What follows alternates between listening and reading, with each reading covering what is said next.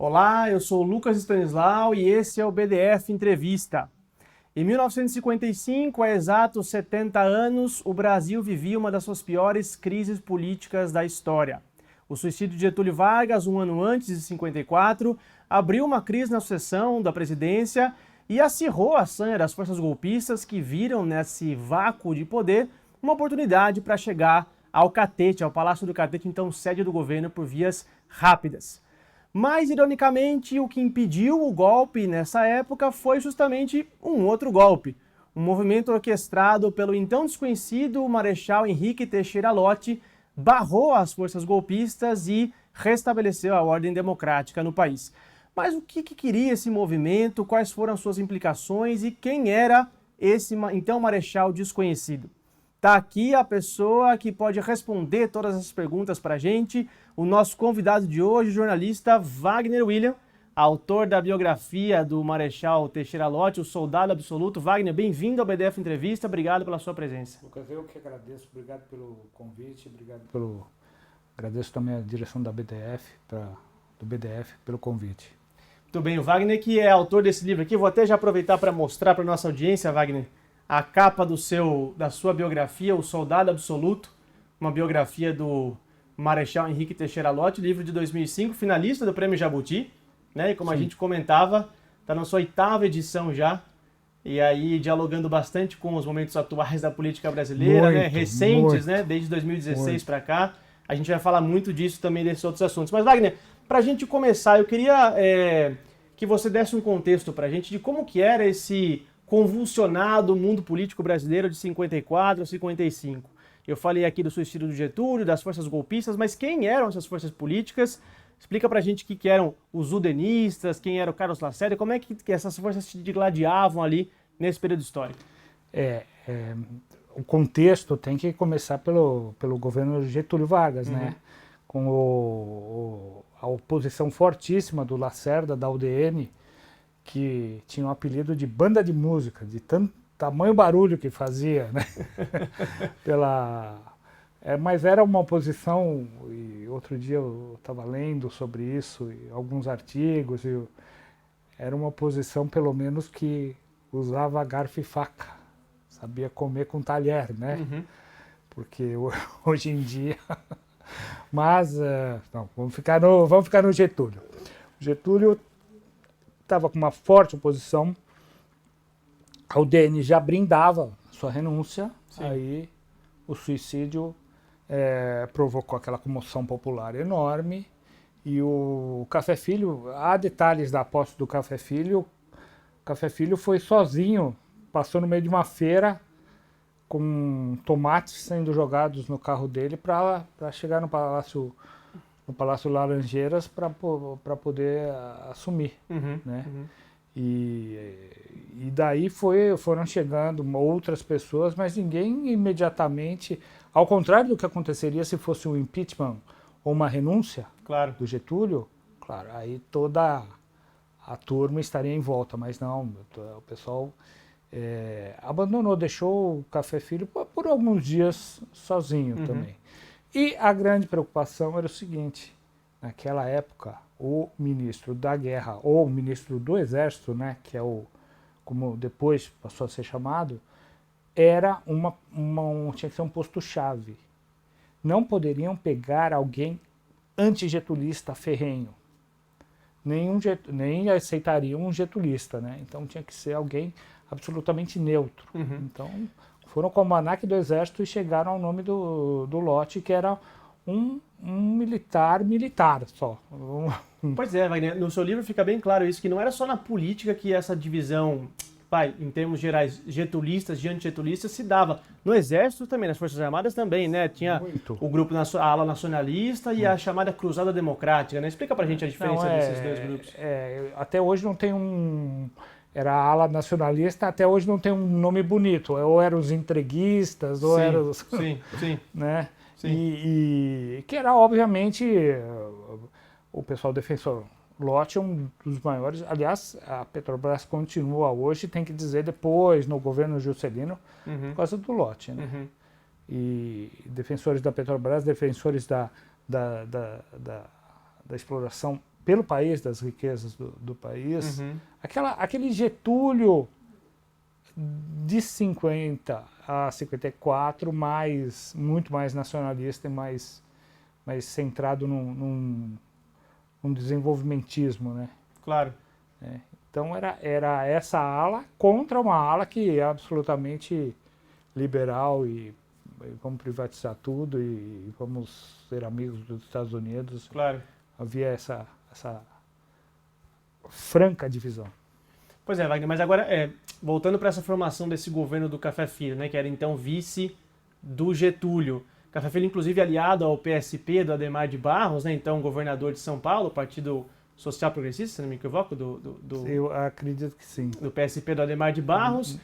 Mas nessa formação desse governo do Café Filho, a UDN ficou grandona ali dentro também, sim, né? Sim, claro. Campeou ali dentro, claro. Porque viu a oportunidade de chegar ao poder de uma maneira direta, rápida e que não dependia da aprovação popular. Mas envergonhada, certo. Discreta, digamos assim. Discretamente, mas já impôs seu estilo e, sem dúvida, foi um governo da UDN. Não eleito, quer dizer... Claro. Ia-se na esteira, o vice era eleito, né? Mas... isso é importante falar, que o vice era eleito também. Havia uma eleição separada de vice e de presidente. Mas, de qualquer maneira, aspas, o Café Filho não deveria estar lá. E aí, obviamente, o Café Filho não era um governante muito forte, deixou-se levar por Juarez Távora, e o Brigadeiro com a listinha, com o almanaque do Exército, escolhendo candidatos e para ministros e assim foi. Todo mundo, todos eles ligados à direita militar e à direita política. Claro. Juarez Távora depois vai ser candidato à presidência pela UDN, né? Sim. Em 56, né? Em 55. 55, a eleição campanha de 55. De 55. Perfeito. Que sai derrotado pro Juscelino Kubitschek, né? Sim. Sai o grande vencedor. Sim. Exato. E no decorrer do governo Café Filho começam a acontecer algumas coisas que o pessoal começa a estranhar, né? Com o lote, né? Por exemplo, ele abria o gabinete dele, acho que era terça-feira, no livro tem, toda quarta-feira, para cabos e sargentos. E recebia direto, quer dizer, quem fala assim, a hierarquia estava mantida, né? Estava mantida. Não era um major mandando num general. O cabo e o sargento ia e falava com ele, abriu. Agora tem uma coisa que ele fez também que deixou todo mundo estarrecido, né? Ele promoveu o primeiro marechal negro da história. Olha só. Que voltou. E o segundo marechal negro, sabe quando foi promovido? Quando? No governo Fernando Henrique. Alguns anos depois, né? Umas décadas depois. Né? Então você vê que ele não tinha... O sistema de promoção mudou. Ficou menos de indicação e mais de o valor mesmo de... Mérito, né? De mérito. Por mérito. Claro. Agora, Wagner, vamos lá. Esse governo Café Filho, então, vice do Getúlio, campeado pela UDN, projeto de país radicalmente oposto ao que vinha sendo executado, praticado pelo governo Getúlio, uma ala nacionalista, como a gente acabou de falar, esse projeto da UDN muito mais entreguista, ligado aos interesses estrangeiros. Como que começa a se gestar o golpe? Porque, até então, aparentemente, a UDN, ainda que envergonhada, tinha chegado ao governo. Como que começa a se gestar essa ideia de, olha, precisamos dar um golpe para barrar o rito constitucional democrático aqui de eleições, imposto eleito? Durante a campanha há já um estremecimento, inclusive o Juscelino, e muito mérito do Juscelino, na campanha foi muito corajoso, ele deu aquela frase famosa, Deus poupou-me o sentimento do medo, foi várias vezes avisado e convidado a não participar, mas continuou na campanha, né?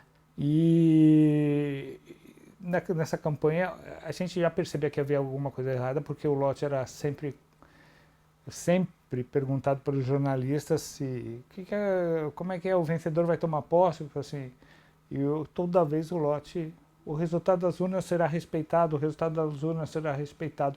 E havia uma pressão e havia movimentos do almirante Pena-Botto, um radical da direita, envolvido em alguns atentados contra alegações que não havia ainda relações nem comerciais com a União Soviética, mas algumas alegações até o Circo de Moscou sofria ataques, né? Naquele momento tão radical.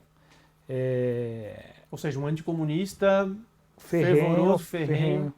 E vai crescendo esse medo do Juscelino ganhar, principalmente, muito importante, porque o vice do Juscelino também era o João Goulart. Sim. João Goulart, que é o herdeiro político do Getúlio Vargas. Então, Lacerda várias vezes não tiramos Getúlio Vargas para entregar para João Goulart o poder. Claro. E essa onda vem crescendo. E há também, olha que coisa, manobras, exercícios da Marinha, do Pena-Botto, do Silvio Reck, exercícios, armamentos fora de padrão que eles vão recebendo, né? Então há toda uma... O Lott, percebendo isso, ele chega para o Odilo Denis, quem diria, né? O Denis que depois vai mandar prender o Lott. Na época no momento da renúncia do Jânio Quadros, ele manda prender, mas naquela época, o Odilo Denis e o Lott fazem planos de contragolpe. Olha, no caso da Marinha se sublevar, qual deve ser a tática que nós vamos empreender para se o exército, se metade do exército estiver junto com a Marinha, se aeronáutica e Marinha, fizeram várias possibilidades.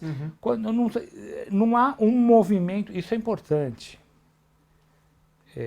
que muita gente também ataca o Lott por ter feito o golpe, né? Mas isso é importante. Não há um movimento do Lott.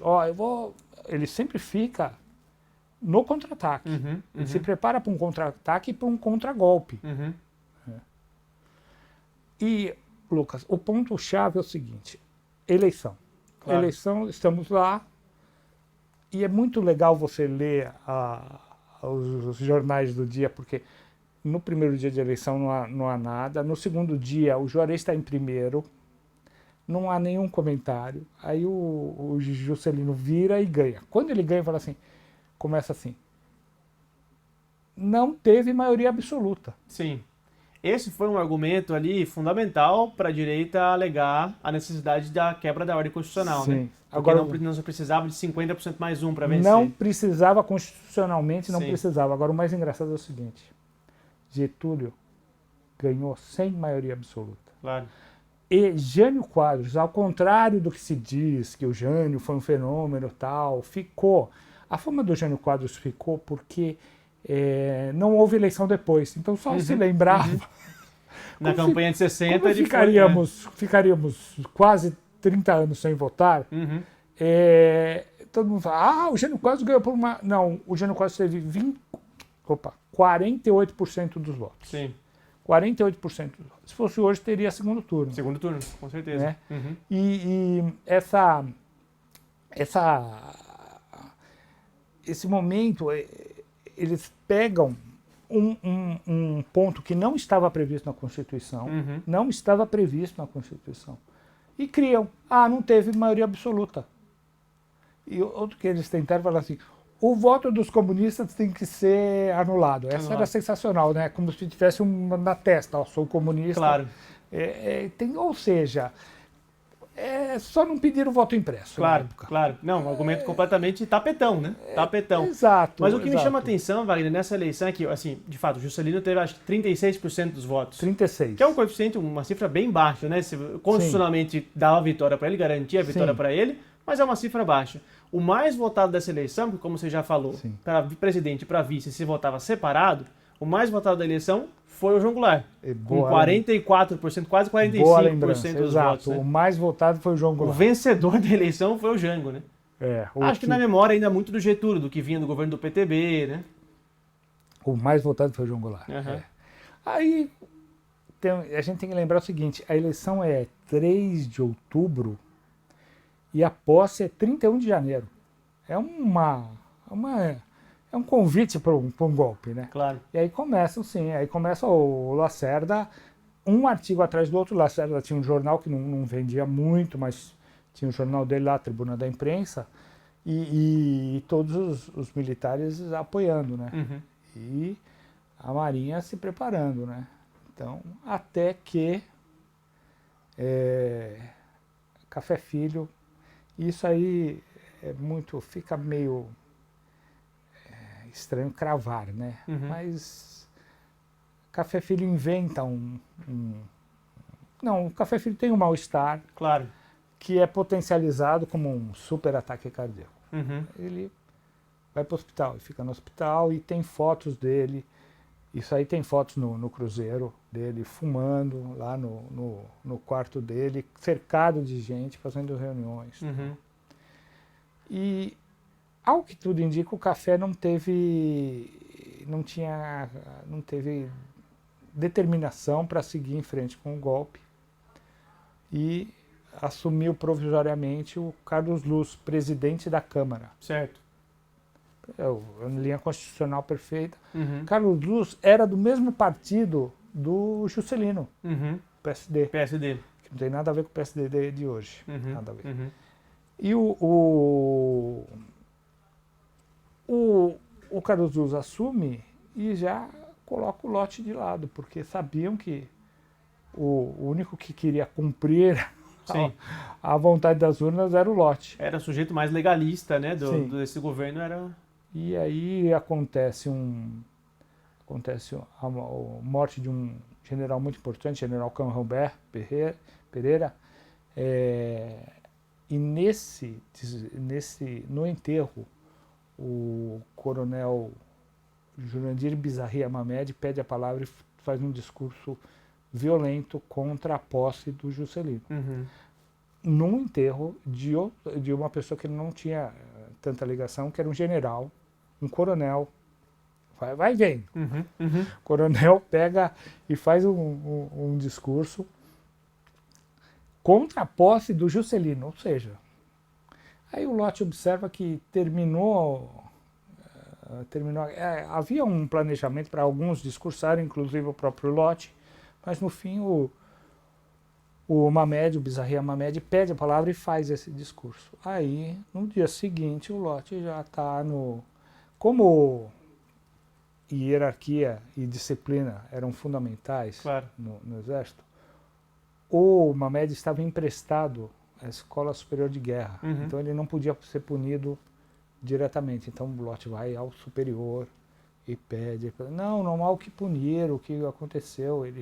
Aí ele tenta ir no superior do superior e vai, até que marca uma audiência com o Carlos Luz. E tem um detalhe também importantíssimo, aqueles bastidores que falam muito, aquela leitura que é preciso ter, além da regra formal. O Carlos Luz marca 6 da tarde com o Lott. E o Lott era famoso. Tem uma foto no livro que ele tinha um relógio na mesa dele. O relógio era desse tamanho, o relógio, né? Porque era para todo mundo ver que se marcou. É das 10 às 10h15, é das 10 às 10h15 mesmo. Porque o Lott, pessoalmente, era assim, uma pessoa extremamente regrada, muito seguidor da disciplina. E aí ele chega às 6 horas e ele vê um monte de gente passando na frente dele, ele vai ser atendido 2 horas depois, e essa E essa espera dele está sendo comentada pelas rádios, né? Aí ele é recebido pelo Carlos Luz e fala assim, olha, temos que punir o coronel Mamed porque ele descumpriu a lei. Aliás, tá até hoje. Isso é muito importante. Vamos saltar para 2025. É proibido um oficial se pronunciar politicamente. Pela Constituição, pelo regimento. Pelo RDE, sim, do Exército. Sim. Né? É proibido. Então, sim, só um parênteses rápido, claro, né, pra gente. Segue proibido, né? Da mesma lei que valia em 55. É proibido tanto quanto outros candidatos foram recebidos na AMAN, Agulhas Negras, e a candidatura foi impulsionada ali, e outros generais se pronunciaram a favor dessa candidatura, rasgando o regulamento do Exército. Claro. Né? Mas naquele então, o presidente Carlos Luz estava comprometido já com o golpe, né? Sim, já totalmente. O plano já estava desenhado e a figura do Carlos Lacerda, inclusive, Wagner. Poderia falar um pouco mais do Lacerda, né? Essa figura que foi, durante muitos anos ali, o grande expoente da direita, da extrema-direita brasileira. Sim.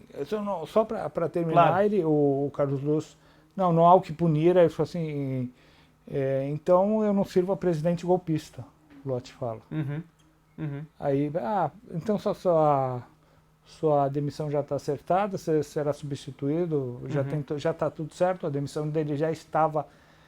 Quando o Diário Oficial chega, já sai com a exoneração dele. A demissão dele já estava acertada antes da reunião. Claro. Não havia necessidade nenhuma de tê-lo feito esperar 2 horas. Né? Bom, aí a gente para aqui e fala do Carlos Lacerda. Sim. Lacerda. Aliás, vem aí uma biografia sensacional do Lacerda, do Mário Magalhães. Mário Magalhães, autor da biografia do Marighella. Né? Mário Magalhães, que ficou perturbando muito a paciência, porque eu quero algumas informações antes, mas não fica escondendo ouro. Mas eu acho que vai vir também um livro sensacional aí. Sim. O Lacerda é o grande artífice. O artífice civil, e vai continuar sendo. Ele vai... Em plena democracia do Juscelino, ele vai ser proibido pelo Juscelino. Quer dizer, ele realmente era osso duro de roer. E ele fala assim, e eu sempre, agora me desculpem, eu sempre me engano, mas Juscelino e Jango, aquele aforismo, né? Juscelino e Jango não podem tomar posse, não devem tomar posse, não tomarão posse. Sim. Frase do Lacerda, né? Isso. E o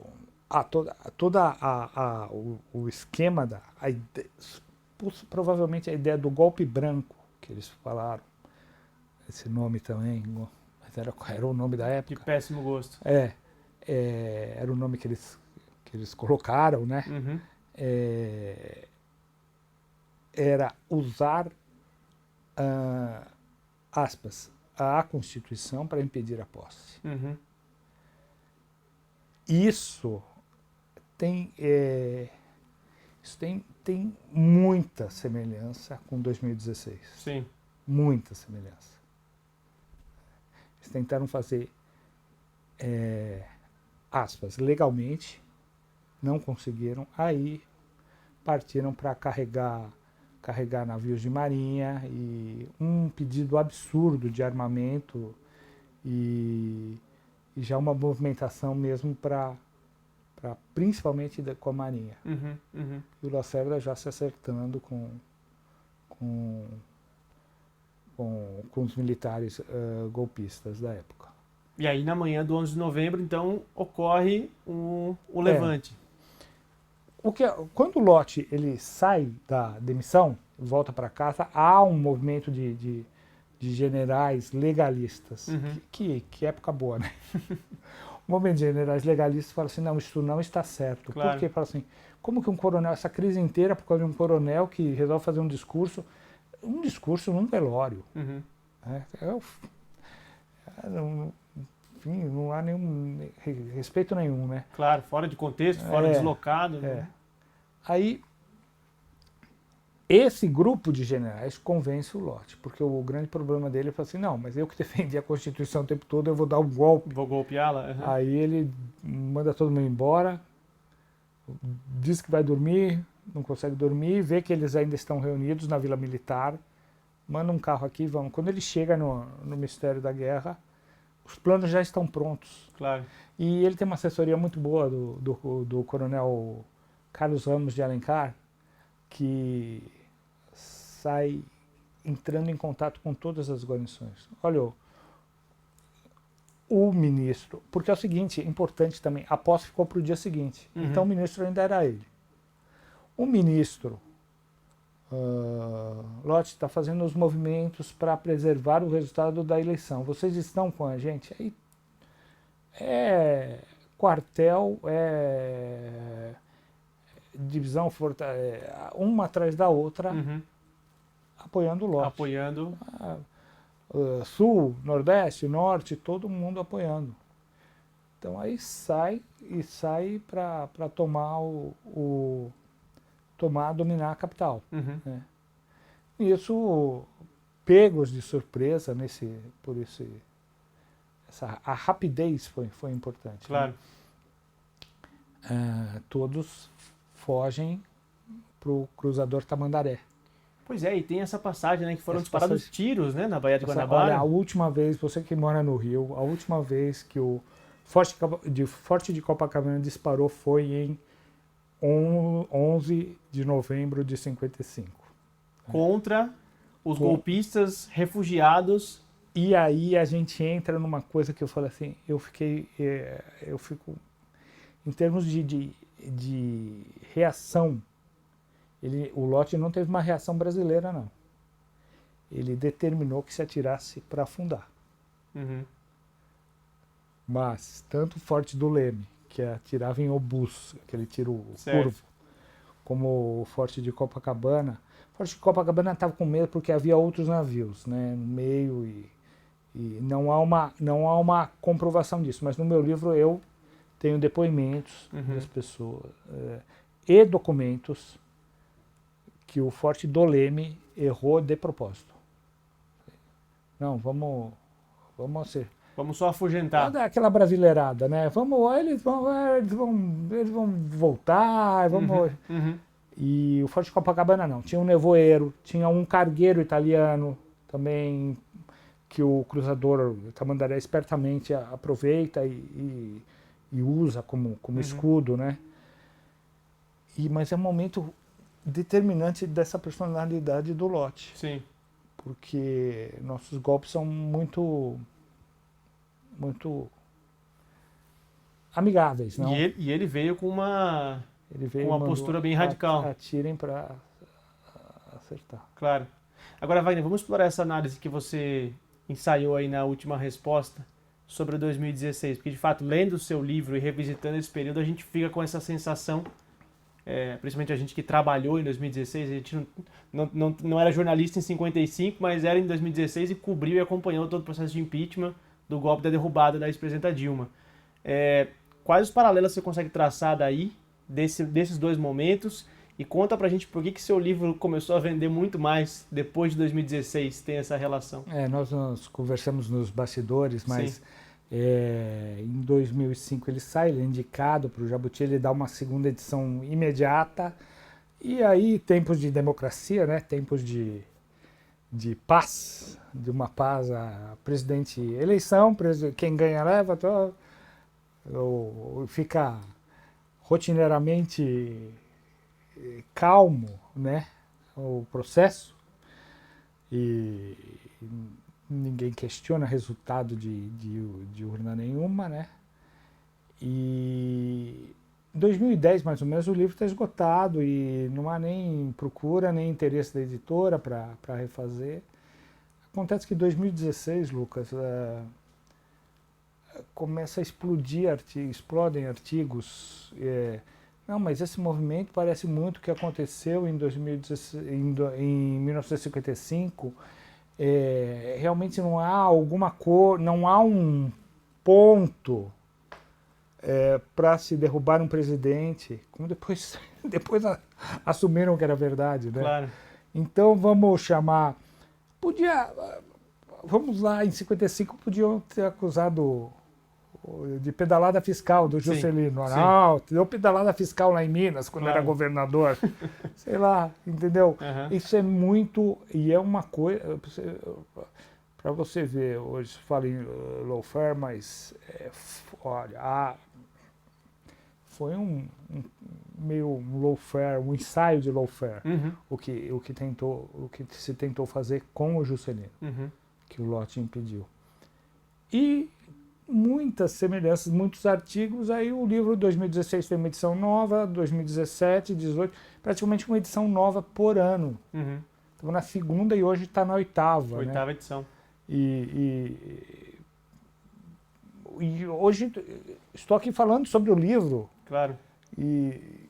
Porque há muita semelhança, muita semelhança. E alguma coisa fica... Eu não sei, não devia nem comentar isso, mas fica me cutucando aqui. Numa entrevista para Mariana Godoy, o presidente Temer me honrou.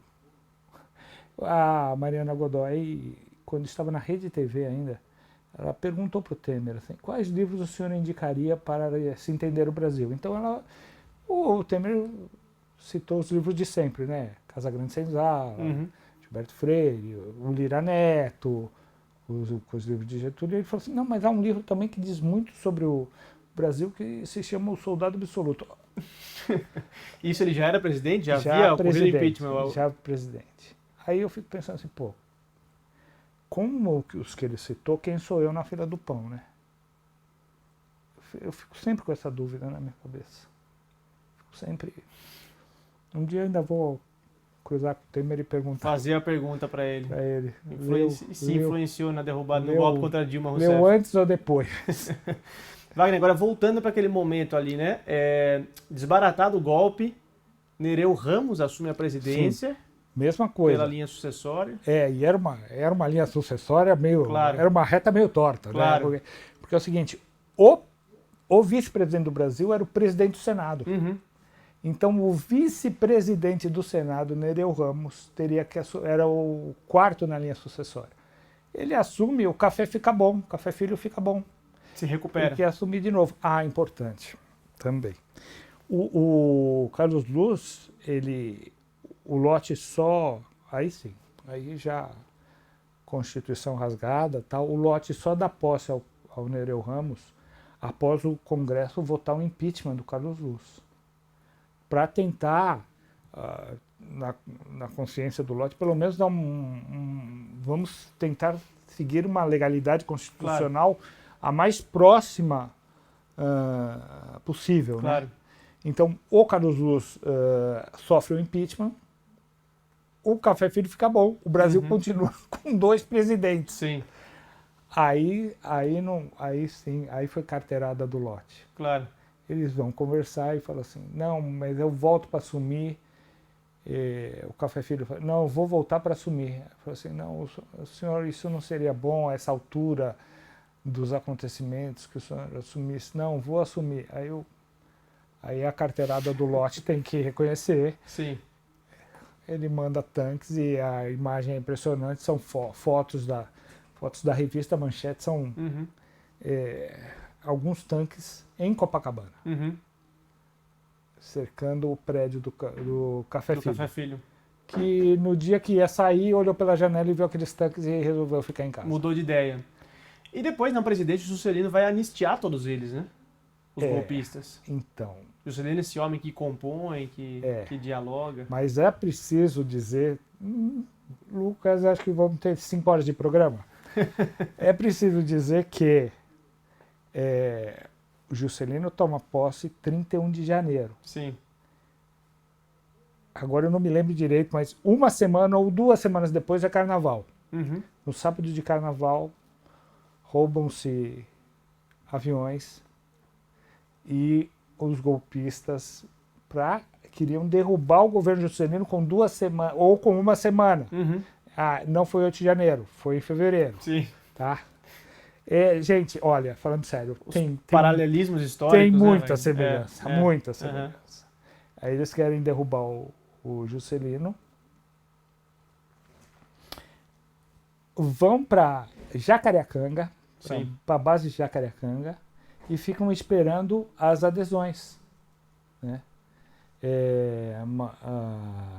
O Haroldo Veloso, o Burnier, e não acontece nada, fogem para Bolívia, depois são presos, tal, o Lott exigindo pena máxima para eles, Sim. o Juscelino, não, vamos anistiar esse pessoal.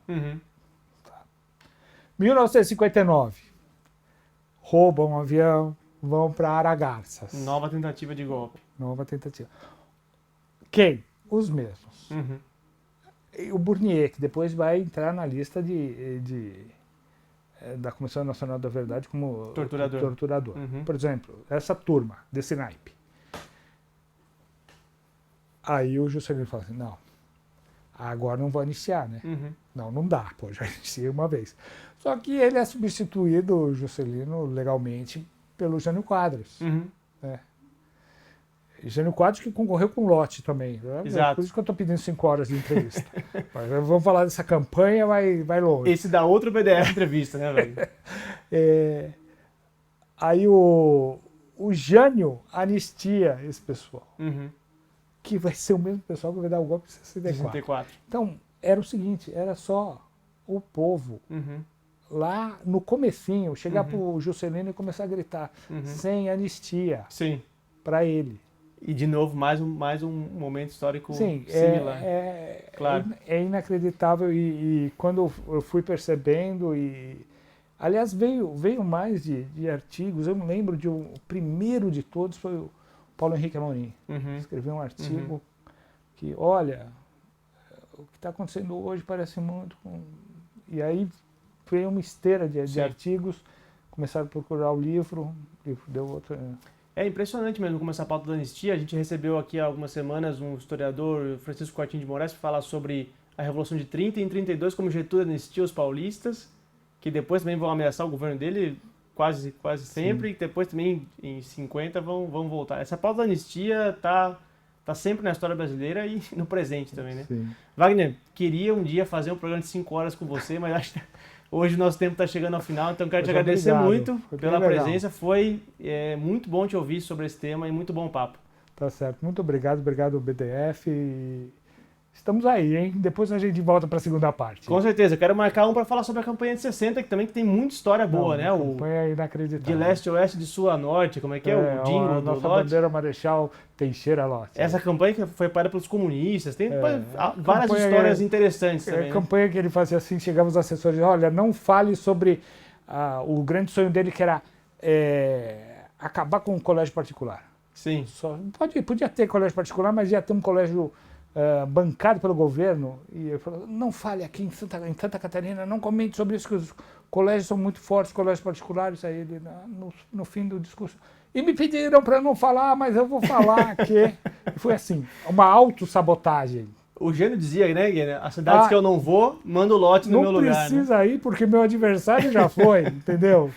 Porque era isso, ele se autossabotava em todos os discursos. Esse monte de bandeira comunista, queria dizer que eu agradeço o apoio, mas não tolero o comunismo. Não tolero o comunismo. A pessoa é comunista, vai lá para apoiar ele e fala assim, foi perdendo voto. Impressionante. Impressionante. Eu quero pautar aqui um BDF campanhas eleitorais, só para a gente falar de todas as campanhas históricas. Essa do Lott é inacreditável. O candidato da direita, que era o Jânio, aceita ir para Cuba. Se reúne com o Fidel. Ele, que apoiado é o candidato pelos comunistas. E que era o candidato da esquerda. Sim. Falou, não, com o Fidel Castro não está indo bem. Não está indo bem no governo dele. O Brasil, de fato, não é para principiantes, né, Wagner? Realmente. Wagner, obrigado. Obrigado mesmo pela entrevista. É um prazer te receber aqui. Até logo. Maravilha. E obrigado a você que acompanhou mais essa edição do BDF Entrevista. Lembrando que o programa vai ao ar de segunda a sexta-feira nos canais do Brasil de Fato e na TVT. Até a próxima!